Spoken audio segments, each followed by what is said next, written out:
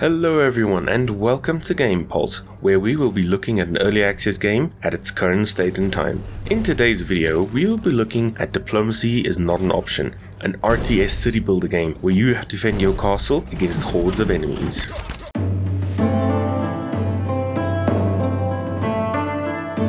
In Diplomacy is Not an Option, you are a feudal lord, usually a great deal. However, this time, you have to defend your castle and people from hordes of enemies on a massive scale, where tens of thousands assault your castle walls. To withstand such immeasurable odds, you must build your defenses and gather your army to fight the hordes.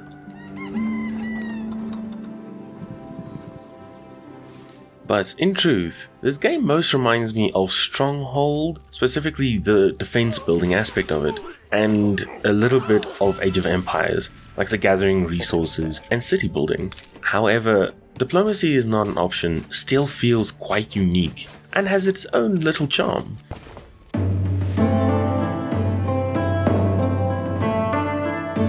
Now, we can break this game's structure into 5 different aspects, mainly resource gathering and management, population management, fortification, military build-up, and research. All of these aspects come together quite nicely to form a familiar flow for many in the genre. Another interesting mechanic of the city building is the 3-tier system. Most buildings have multiple tiers and can be upgraded for more efficiency or to unlock new items, units, or research. But first, let's have a closer look at one of the core aspects of the game, resource management.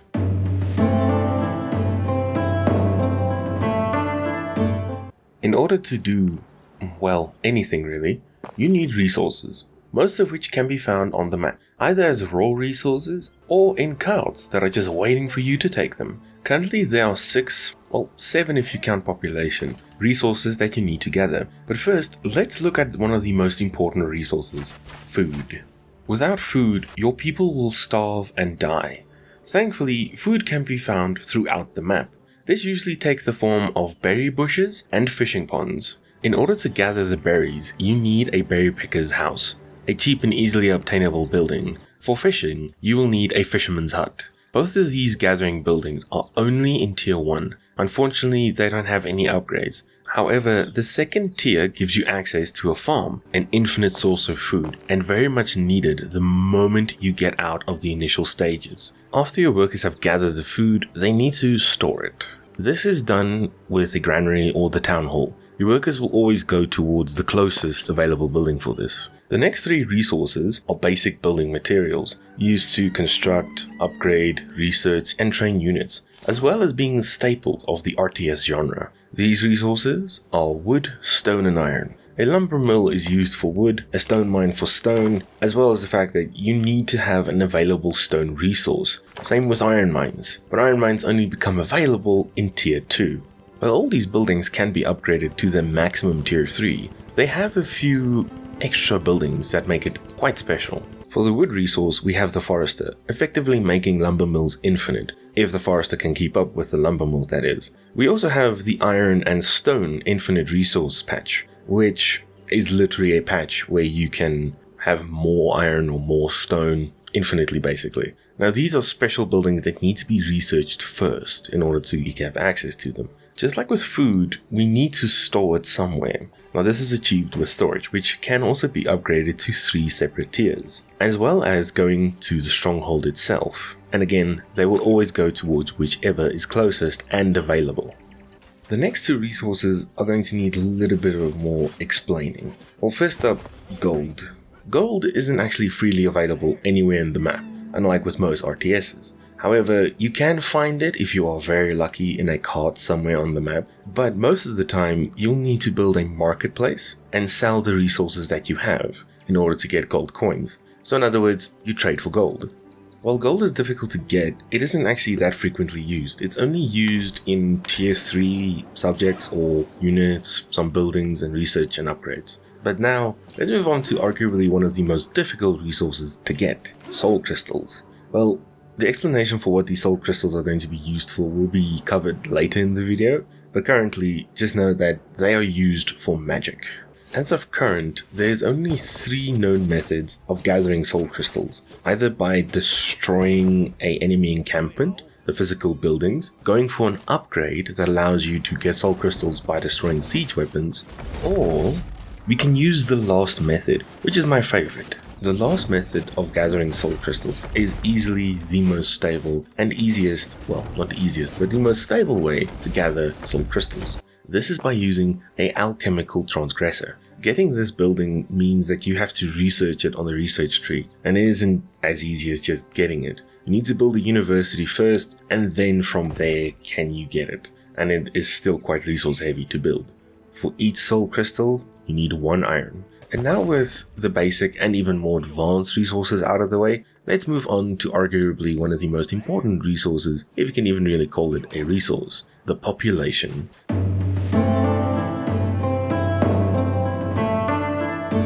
The population, one of the most important resources that you can have. And not just resources, they form the lifeblood of your city. Without the population, without the people, you won't be able to do anything at all. They do not just serve as population, no. They are builders, resource gatherers, your units, and more. In order for your city to thrive and survive, you need to take care of your citizens. Thankfully, this is quite easy actually. Most of them just require food and a roof over their head. Now this is where it becomes quite important to understand that each population, each person will take 1 food from your storage at the end of each day. You'll see this red bar over here. That is how much food they will take from you at the end of each day. It's not a big crisis, however, if you're not careful, you will possibly drive all of them into starvation and famine, and that will lead to all of their death. Unfortunately, the death of your citizens isn't just the end of your trouble. There always can come more. For example, the bodies of your citizens will begin to rot, and as terrible as that sounds, it will lead to sickness with all of your other citizens. This means that you need to bury your dead. Thankfully, a gravedigger building and cemetery is made for just this purpose. However, if you leave the bodies out there, not just will they make your other citizens sick, they might actually spawn into the undead and create even more trouble for you. So take heed. You need to make sure that you give your bodies a proper burial. And what about the citizens that have gotten sick?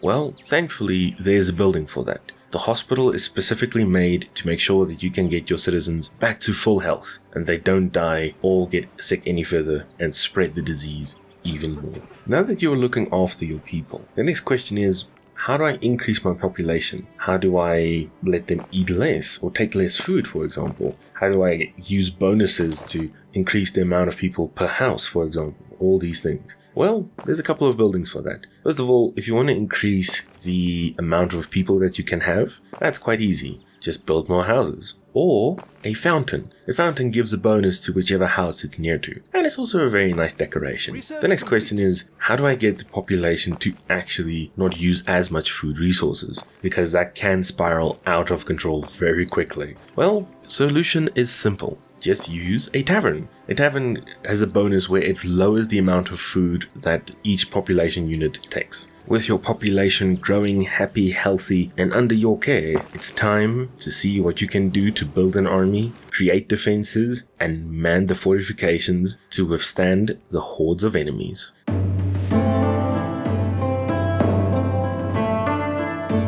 Building an army to defend yourself is essential for victory, otherwise you will be destroyed and there will be nothing but dust. Thankfully, you have 3 different buildings to give you a variety of units to choose from. First up is the barracks, used to produce infantry and give you access to 8 specific units. When you first build your barracks, you'll have access to 2 units, the swordsmen and the archers. Swordsmen are melee units made to be the bulk of your forces, while archers are ranged attack units specially suited to stand behind everyone else and shoot from afar. This also creates the, the base mechanic of your army, the formations they can create. For example, you can have hordes of heavily armored men in front, slightly less armored, and then tons of archers and as well siege weapons just hailing down fire on the enemy.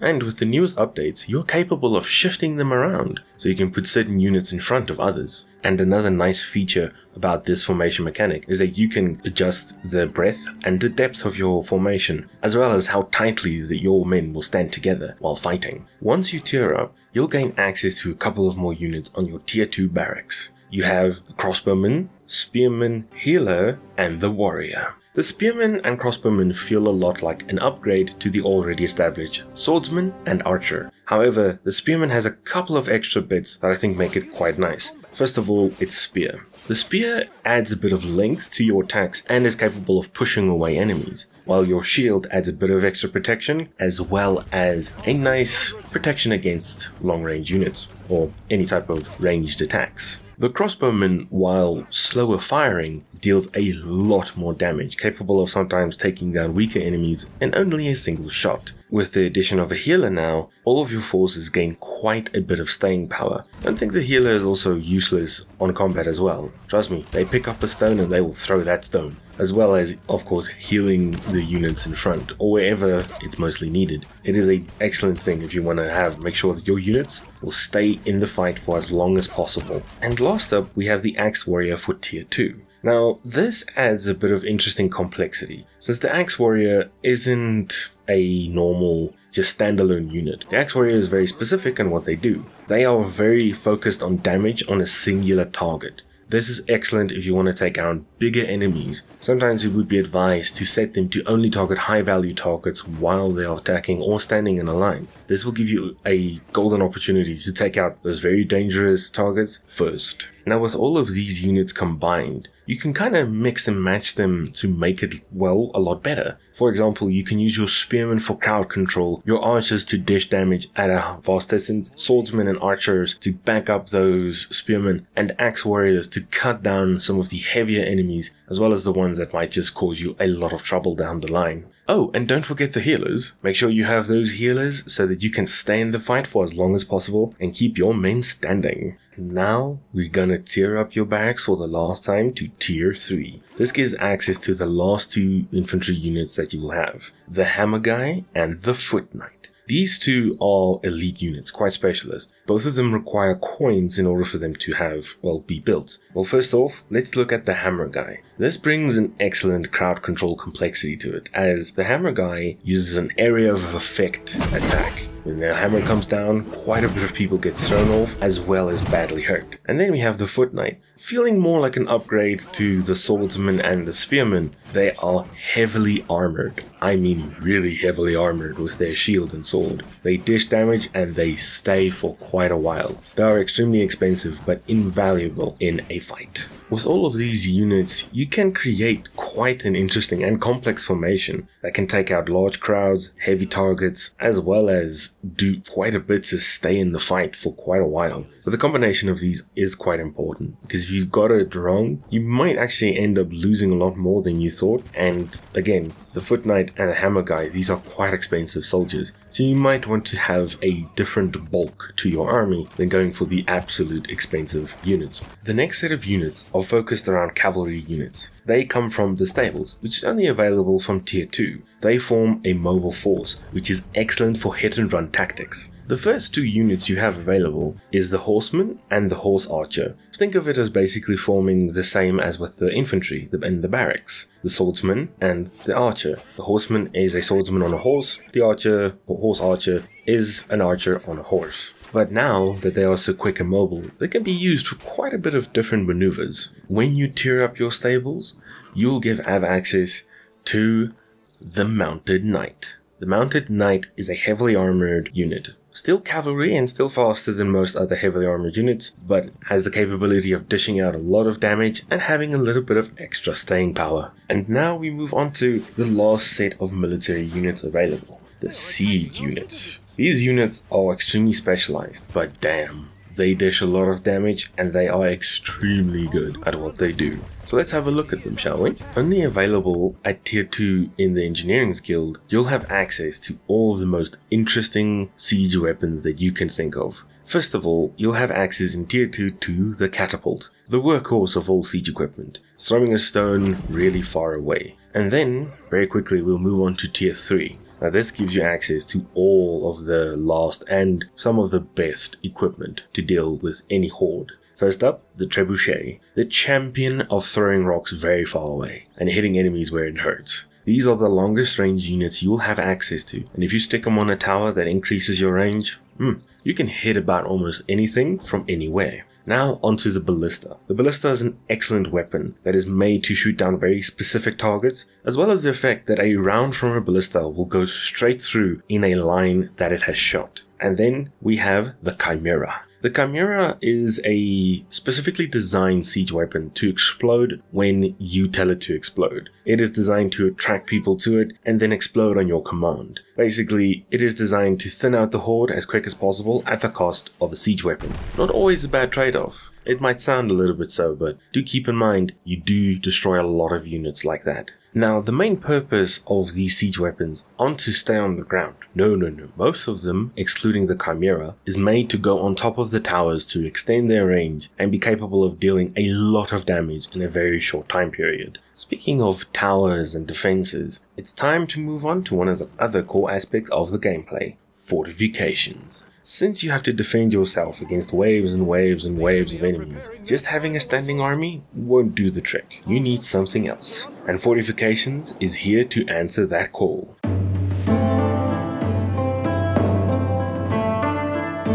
The fortification aspect of this game provides actually quite a bit of interesting buildings to help you defend against all these enemies and waves of people just crashing against them. First of all, you'll have access to walls, gates, and towers, and even a few extra little bits here for some extra fortification, either slowing down enemies or setting traps for them. And like with most buildings, you'll have 3 tiers of fortifications. Your first tier of fortifications will be a wooden wall, a wooden gate, and a wooden tower. These are your basic building blocks of an excellent defense. In tier 2, you gain access to a stone version of all of these, as well as a massive stone tower, a lot larger than the normal tower and capable of, well, standing for a little bit longer. And then we have tier 3, easily the most powerful walls and powerful towers you can get. Another interesting fact about these are, you can upgrade them to become even more sturdy and more powerful as they go along. The last wall has an upgrade where it will even spit fire down upon your enemies against the wall.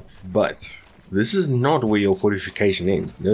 As I said, there's a little bit more extra. Mainly a couple of more extra towers, such as a specifically built guard tower, a watchtower, and a massive guard tower. And the reason why I have to make that specific distinction is because these buildings are mainly built out of wood. However, they give massive range bonuses. The other towers do as well, but these range bonuses are insane, like 75% to 50% increase in range. They are amazing if you have siege equipment on them. You can tackle enemies from far away and with an excellent hit rate. This gives you quite a bit of time to think and will give you time to take out those very pesky siege weapons of the enemy from far away. Now, the last 2 small pieces of defense is slowing traps, which is small spikes in the ground, and explosive barrels that trigger when the enemy gets within range or steps on them. These can create quite the complex defense with your units, your siege equipment, towers and everything, like one big net made to catch the enemy as they're barreling towards you. Speaking of enemy, let's cover some of the waves and enemies that will be knocking on your door.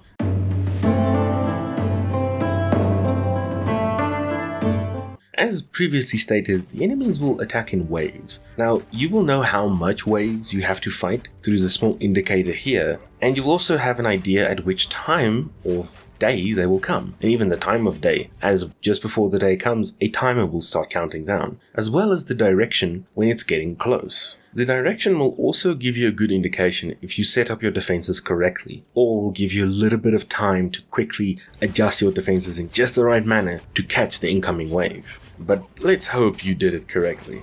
Because remember, it's not just one enemy or a handful, these are hordes of enemies, which is quite impressive if you think about it. These are a lot of people on screen at the same time. It is a little bit, the graphics will help with that as it is a beautiful art style that minimizes the amount of polygons needed, but it is still a lot and you will have to take on all of those just to stand a chance. Speaking of enemies, there's actually quite a bit of units in each faction. Yes, factions. There's currently 3 main factions to choose from. The Rebels, the King's Army, and as well as the Horrors of the Night, the Undead. The most common faction you will be facing is the Rebels. Their main purpose is numbers. They'll be attacking you in mass amounts of numbers with small units that aren't very sturdy, but there is a lot of them. There are a few units of them that can withstand a bit more punishment, such as the Hulk, but mainly you'll be facing off against the bulk of the Horde, which is just normal rebels, either with a pitchfork, a banner, or a scythe. The rebels even have access to siege weapons. These siege weapons are the catapult and ballista. Thankfully they don't have anything heavy like a trebuchet or a chimera. And then we move over to the boss enemy of the rebels, Scott the Bloody. Interestingly enough, we don't learn much about him except for in the campaign, where he is introduced. Unfortunately, the campaign mission isn't big, but I'll be covering that a little bit later in the video. And now we move on to the counterpoint to the rebels, the Royal Army. Not as commonly counted as the rebels, but far more dangerous and quite a bit more shocking to fight, as most of the Royal Army is made out of armored units, a lot similar to you actually. Much like the units you have available. They have spearmen, they have swordsmen, they even have certain veteran units called a lieutenant, a veteran and a champion. These units are very dangerous and heavily armored. They also have a Hulk of their own, quite strong and armored as a little bit of something extra. An interesting fact about the Royal Army is that they also have access to cavalry units much like you. The two cavalry units they have access to is called the Paladin and Cavalier. Of course, no Royal Army would be complete without siege equipment as well. They have two at their disposal, namely battering rams and a trebuchet. The Royal Army's units are nothing to be sneezed at or looked down upon. They are dangerous, heavily armored, and I would severely suggest that you take them quite seriously. But now, to move on to a faction that is truly nightmarish, the Undead. Little, if anything, is known from this faction in truth, mainly because there isn't any campaign, mission, or anything that explains where they come from. You've only seen glimpses probably of them. If you've accidentally let one of your own citizens die and just stand there, they will eventually become an undead walker. But there are so much more to the undead than just your own citizens turning on you. Well, let's take a quick look a little bit deeper into these monstrosities that is available to the undead. First up, the walking corpses, the bulk of most of this faction, and then we'll move on to stuff that is systematically worse. First up, the Drake of Doom, and then the Dreadful Ghoul, the Shepherd of Horror, and the Machine of Flesh, as well as the boss, the Nightmare General. All of these have some of the most craziest names I've ever read, as well as quite scary looking as well. Each one of these factions have their own challenges and methods of dealing with them. But don't worry, your fortification and armies are there to save you, as well as something a little bit extra that I have not mentioned yet. Spells.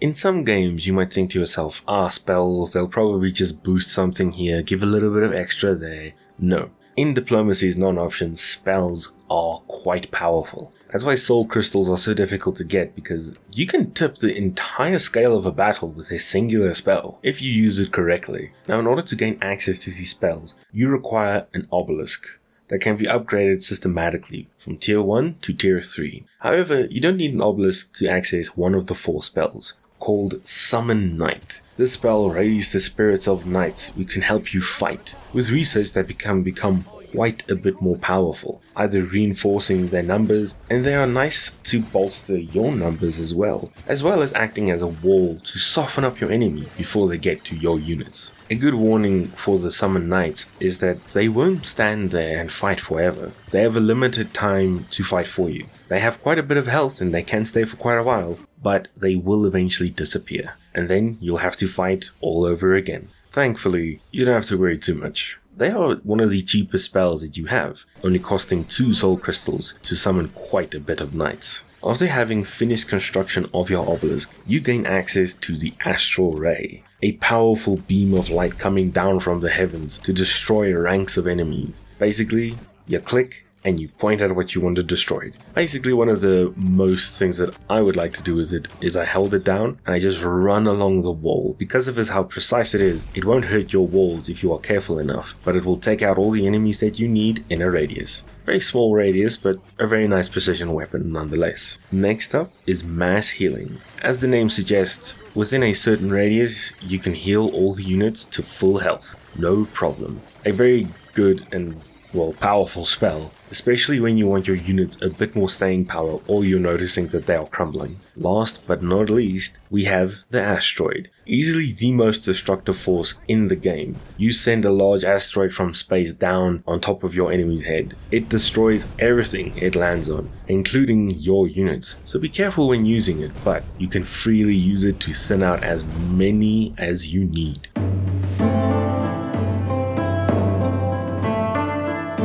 Before we move on to game modes, it is very much essential to mention that most of these upgrades that you can get for a lot of buildings and for some units are tied to the research tree. In this research tree, its primary focus is to make sure to make your life a lot easier by upgrading fortifications, buildings, spells, units and whatnot. This is mainly what I have been going on about, so do not forget your research. Now let's move on to the true fun of the game, the different game modes.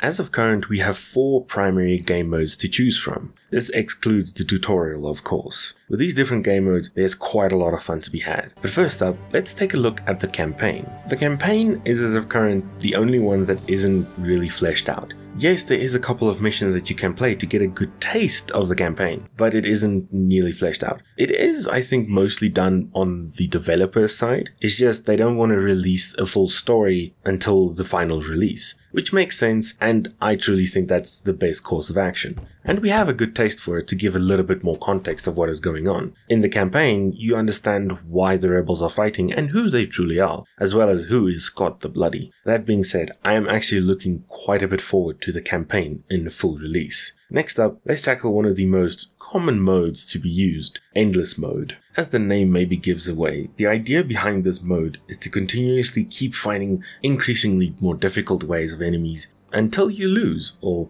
well, endlessly, as you will. This is a true test of endurance for most players, as it starts off easy enough probably, but it will get a lot harder, a lot faster, and you have to withstand all of that until you die. Which is sometimes quite a bit of fun, but it can take quite a while to get to the point where you will eventually fail. But this does make interesting tests of what you can do and your capabilities. A true challenge.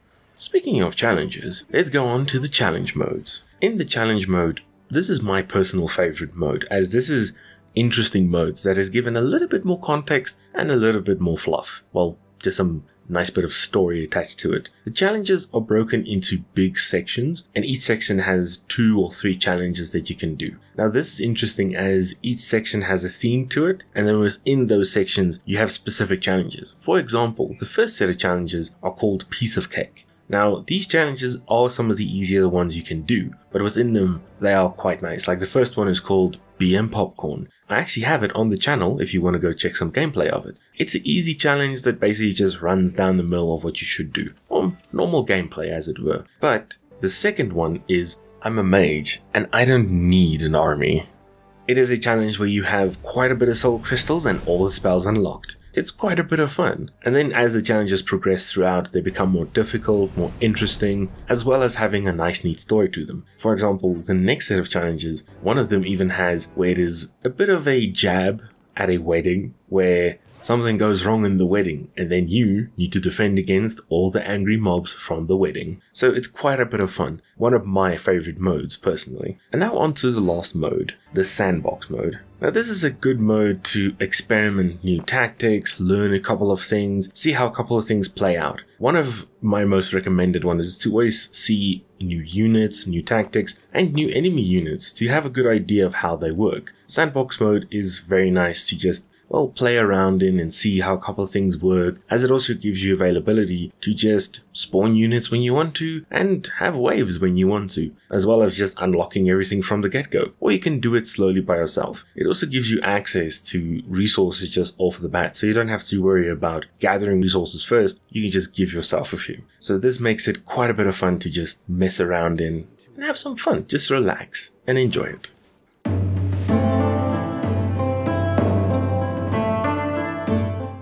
My final thoughts for this game is that it is truly an impressive game to behold. The amount of units on the screen, the scale at which you fight, it is truly mind-blowing. To think that you can have so many moving units on a screen is, for me, it is incredible. The last time I saw something this impressive was Total War games, but not to this entirely. And, well, I would say like in Supreme Commander, just that scale, that feeling of that's a lot, or this is so many people, or so many units just on one place. It really is quite refreshing to see, especially within the gaming sphere of today. And what really carries it through for me is the charming art style which you play. And I would definitely recommend for people to check it out and to give it a look. It's a really fun game, and I had a lot of fun playing it. There are some small bits that I can say that need a little bit of criticism. Some of these challenges are extremely challenging. I know it's a challenge, they're supposed to be, but in general I had a lot of fun playing it, and I hope you will too if you get it. That's all for me. Thank you very much for watching. Remember to like and subscribe.